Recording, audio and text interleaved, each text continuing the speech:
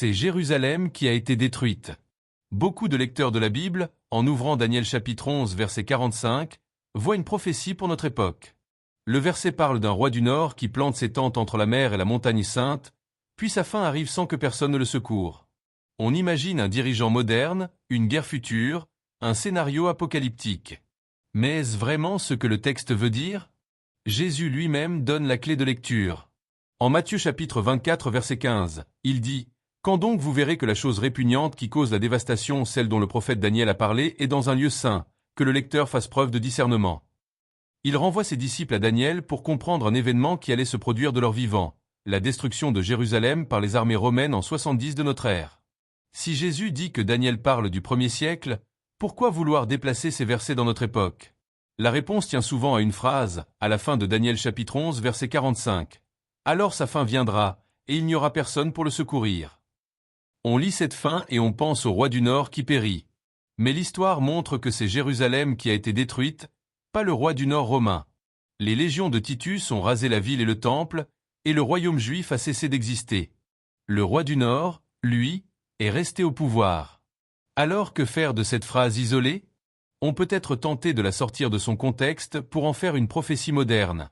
Mais une phrase sans confirmation ailleurs dans les Écritures ne peut pas servir de fondation solide. Jésus, en Matthieu 24, donne une interprétation claire et cohérente de Daniel. C'est sur son autorité qu'il faut s'appuyer. Ce que Matthieu 24 nous apprend vraiment.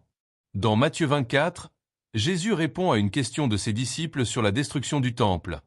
Il décrit des signes, guerre, famine, tremblement de terre, persécution. Puis il annonce que la « chose répugnante » de Daniel se tiendra dans le lieu saint. Les historiens confirment que les armées romaines, avec leurs enseignes idolâtres, sont entrées dans le temple avant de le détruire.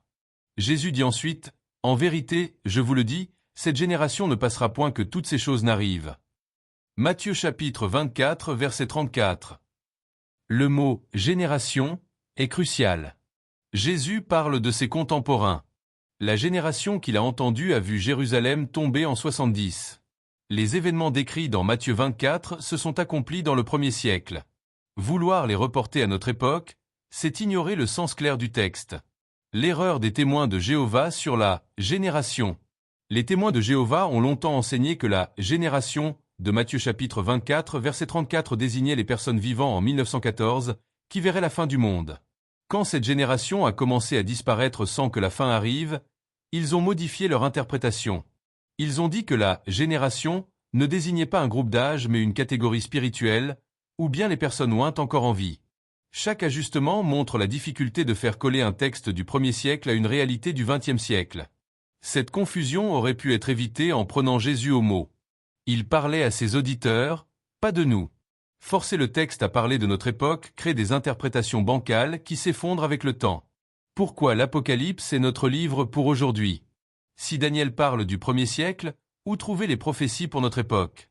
Le livre de la Révélation, Apocalypse, a été écrit pour les chrétiens de la fin des temps. Il décrit des événements, la bête, la grande tribulation, le jugement dernier. C'est là qu'il faut chercher les prophéties pour aujourd'hui, pas dans des versets que Jésus a déjà expliqués comme s'appliquant à son siècle. Bien sûr, il y a des similitudes entre les jugements du passé et ceux à venir. Dieu agit souvent de manière semblable. Mais une similitude n'est pas une prophétie. Prendre un verset de Daniel qui parle de la destruction de Jérusalem et l'appliquer à un roi du Nord moderne, c'est mélanger les époques sans fondement scripturaire solide. Restez dans ce que disent les Écritures. L'apôtre Paul nous invite à ne pas aller au-delà de ce qui est écrit. 1 Corinthiens chapitre 4 verset 6. C'est un principe sage. Quand un texte a une explication claire donnée par Jésus lui-même, il faut s'y tenir. Quand un verset isolé semble parler de notre époque mais que tout le contexte le rattache au 1er siècle, il vaut mieux suivre le contexte.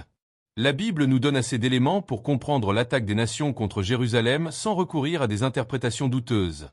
L'histoire confirme ce que Jésus a annoncé. Laissons Daniel à son époque et tournons-nous vers l'Apocalypse pour discerner les signes des temps présents. C'est ainsi que nous éviterons les confusions qui ont piégé tant de lecteurs sincères et que nous resterons fidèles à ce que les Écritures enseignent réellement.